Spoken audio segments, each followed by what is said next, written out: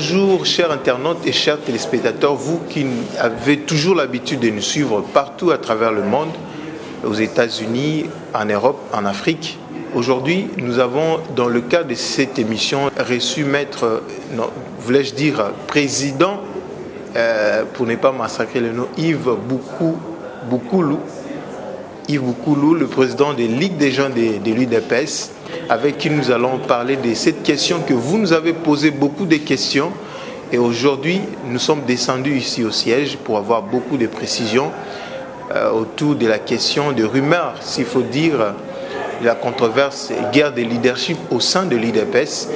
Et aujourd'hui, nous avons M. Yves, il va nous confirmer, est-ce vrai? Qui dit vrai dans tout ça?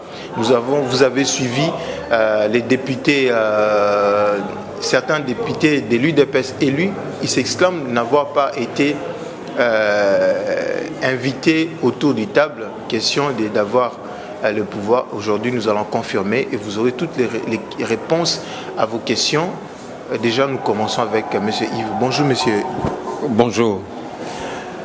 Aujourd'hui, est-ce vrai que la guerre de leadership existe-t-il au sein de l'UDPS? Je ne pense pas qu'il y ait une guerre de leadership au sein de l'UDPS. Alors, pourquoi vos camarades élus, je vais citer bien Paul Tshilundu, a laissé entendre dernièrement que l'affaire de l'UDPS est devenue une affaire personnelle d'un certain nombre de personnes? Pourquoi? Et pourtant, il est les porte-parole de l'UDPS, c'est lui qui doit porter une information qu'on par contraire, mais il nous amène d'autres informations. Est-ce que c'est réellement, il y a un problème au fond au sein de l'UDPS? Je ne sais pas si le problème dont vous parlez, vous dites bien, c'est l'honorable Paul Tshilumbu, le professeur, qui a parlé. Je ne sais pas si vous avez dit qu'il a parlé au nom de député ou au nom du parti. Je crois que c'est une réaction normale. En tant que membre de l'UDPS, l'UDPS est un parti démocratique. Donc le prof Tshilumbu, l'honorable, comme tout autre membre, a droit de dire ce qu'il pense de la gestion du parti, étant donné que c'est une affaire commune. Donc je ne pense pas que le prof Paul a parlé au nom de député, ni au nom du parti. Il a parlé en tant que membre. Je crois que c'est de son droit de réclamer lorsqu'il constate qu'il y a quelque chose qui ne va pas au sein du parti. Donc c'est ce que je pouvais dire. Est-ce que vous affirmez qu'aujourd'hui, que l'UDPS, vu tout ça, un porte-parole, quand bien même ne peut pas parler au nom du parti, au nom des députés, sortir de tels propos, est-ce que l'UDPS a été vraiment réellement préparé pour le pouvoir? Je pense que l'UDPS, s'il y a une seule chose pour laquelle l'UDPS s'est battue, c'est d'avoir le pouvoir qui vient du peuple. Et c'est ce que nous avons obtenu. Je ne vois pas, en 18 ans de règne de Kabila, je ne pense pas que les ambitions de tout le monde ont été satisfaites dans sa famille politique. Même à l'UDPS, on doit faire la part des choses entre la gestion des ambitions et la gestion des affaires publiques de l'État.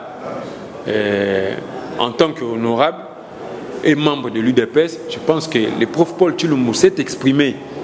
Donc je ne l'ai pas entendu parler au nom de député ou au nom du parti. Il a parlé au nom de lui en tant que membre du parti. Donc tout comme tout autre membre du parti également peut le contredire, tout comme tout autre membre du parti peut appuyer ses propos. Donc je ne vois pas en quoi est-ce que ça constitue une mégestion au sein de l'UDPS. Donc c'est un point de vue qui est légitime. Nous sommes dans un parti où la liberté d'expression est de mise. Donc quelqu'un peut s'exprimer, comme le prof Paul Tshilumbu l'a fait, l'honorable. Il s'est exprimé. Donc je ne vois pas pourquoi est-ce qu'on doit dire qu'il y a un problème à l'UDPS. Le président de l'UDPS, appelé UDPS du peuple de Lemba, il a laissé entendre dernièrement que l'UDPS, le président Félix, doit démissionner. Pourquoi? Parce que en fait, il ne reconnaît pas le pouvoir du président Félix Tshisekedi. Comment vous réagissez par rapport à ce propos? Je pense que nulle part dans notre constitution il est écrit que c'est le président de l'UDPS du peuple qui doit reconnaître le président de la République. Nous avons un pays qui est régi par des lois.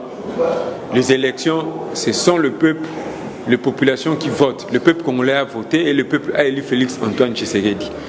Et cela a également été proclamé par la Cour constitutionnelle, qui est la seule structure légale à reconnaître les élections telles que proclamées par la CENI.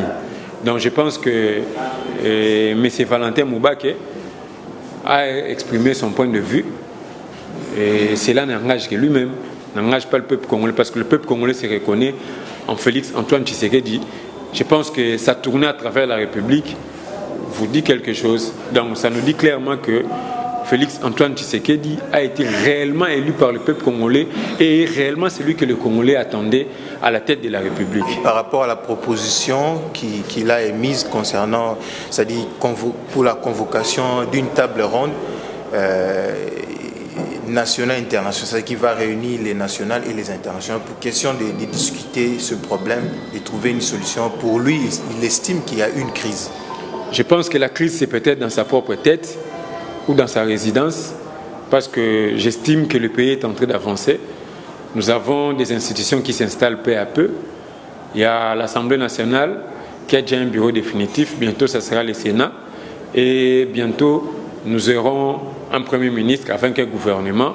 Il y a des gouverneurs qui font déjà des remises et reprises. Donc, je pense que nulle part au Congo, nous sentons une crise de légitimité. Et si ce n'est que des personnes malveillantes qui, ayant l'incapacité de se présenter, ne fût-ce qu'au niveau des élections même communales, ils cherchent à avoir une place à la table, et pendant qu'aujourd'hui nous sommes résolus dans la décision du peuple, qui est l'ultime recours pour accéder au pouvoir. Donc nous tous, nous devons revenir auprès du peuple congolais pour avoir accès. Ce ne sont pas des négociations qui vont nous donner le pouvoir. Vous estimez que la table ronde n'a pas sa place? C'est une chimère. Ça n'a pas sa raison d'être. Et aujourd'hui, ça fait 3 mois, disons, le 100 premiers jours du président de la République, Félix Antoine Tshisekedi. Quel est le bilan de la Ligue des jeunes de l'UDPS?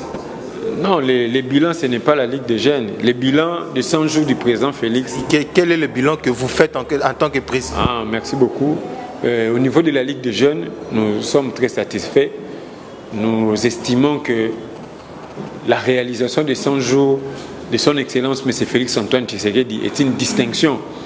Si nous étions au niveau académique, moi j'ai eu la chance de sillonner un peu plusieurs provinces dans l'ancien Katanga. J'ai également sillonné le Congo central la semaine passée. J'ai sillonné le Grand Équateur, plus précisément la province du Sud-Ubangi. Ce que j'ai constaté est que les travaux avancent à une vitesse de croisière comme personne ne s'attendait, n'en s'en entendait. Et les travaux sont en train d'être exécutés partout. Et même dans des endroits qui ont connu peut-être 10 ans sans pouvoir voir ne fût-ce qu'un tracteur. Je donne l'exemple de Guémena. J'étais à Guémena, j'ai vu les travaux être effectués. Il y a la réhabilitation de la route Guémena-Karawa. Au niveau de la Mongala, également, il y a la réhabilitation de la route Lissala-Bumba. Il y a même un pont qui a été jeté. Vous avez suivi également au niveau de la Chopo. Il y a 2 ponts qui ont été jetés.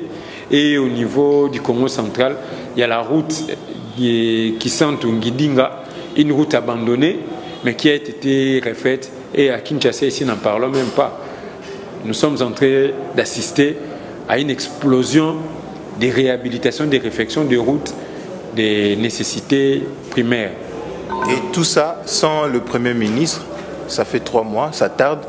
Beaucoup des instances sont bloquées. Pourquoi? Parce qu'on ne sait pas comment fonctionner, puisqu'il n'y a pas un gouvernement, il n'y a pas les chefs du gouvernement. Vous pensez que ça doit prendre combien de temps pour que Félix Tshisekedi nomme son Premier ministre? Je crois que ça prendra le temps que ça pourra prendre, étant donné que le pays n'est pas arrêté. Il y a des institutions qui fonctionnent. Vous suivez même l'allure avec laquelle évolue la décrispation politique. Il y a tous les exilés politiques qui reviennent au pays. Il y a même des disparus. Je pense à l'honorable Nemwanda Ntemi qui réapparaît. Tout ça, ce sont les effets de ce qu'a annoncé le chef de l'État dans le 100 jours, qu'il y aura l'ouverture politique. Il y a même des opposants qui lancent des insultes, qui lancent même des propos visant les tribalismes, mais qui ne sont pas inquiétés. Donc tout ça, ça prouve réellement qu'il y a l'ouverture démocratique dans notre pays, au-delà des travaux sur le plan infrastructure qui s'effectuent déjà. En ce qui concerne le Premier ministre, nous avons tous suivi que l'Assemblée nationale bientôt a eu un bureau définitif et il y a des tractations qui sont faites au niveau des deux plus grandes familles politiques, les FCC et les CACH. Et déjà, vous avez vu dernièrement le sénateur Avi, qui a rendu visite au chef de l'État, qui est responsable du côté CACH. Et je demande à la population d'être très patient. Le pays ne s'est pas arrêté. Il y a les ministres qui gèrent les affaires courantes. Il y a les cours et tribunaux qui fonctionnent. Il y a toutes les institutions de la République. Il y a un président de la République qui fonctionne. Et je crois que le pays avance et nous attendons tous cet oiseau rare qui sera nommé par le chef de l'État. Selon vous, ça peut être qui? Et je ne sais pas, je ne suis pas dans le secret des chefs. Et ça sera celui que le président va nous présenter. Jean-Marc Kaboun, élu premier vice-président à l'Assemblée nationale, et le parti reste géré par qui? Je profite de l'occasion pour féliciter le président ad intérim de l'UDPS, l'honorable Jean-Marc Kaboun, qui est élu premier vice-président de l'Assemblée nationale. Je ne sais pas si dans nos statuts, il y a une disposition qui empêche, ou soit au niveau de la Constitution, le règlement intérieur de l'Assemblée nationale, qui empêche, c'est que les présidents, ou soit les vice-présidents de l'Assemblée nationale, aient de responsabilité au sein du parti. Je n'en trouve pas. Jusqu'à présent, le parti est dirigé par le président ad intérim, tel que mandaté par son Excellence, le chef de l'État Félix Antoine Tshisekedi. Jean-Marc Kaboun, c'est lui qui gère le parti. Merci, vous nous avez suivis. Je pense que chacun de vous a pris au moins sa part des réponses à travers cet entretien avec M. Yves Mboukoulou. Il est le président de la Ligue des jeunes de l'UDPS. Je pense que ce n'est pas la première fois. À chaque fois, nous allons revenir pour discuter avec vous pas mal de questions d'actualité, questions de donner la lumière à certaines zones d'ombre à travers vos réponses. Oui, nous sommes disposés à vous recevoir à chaque fois que de besoin. Merci et on se retrouve prochainement dans un autre numéro.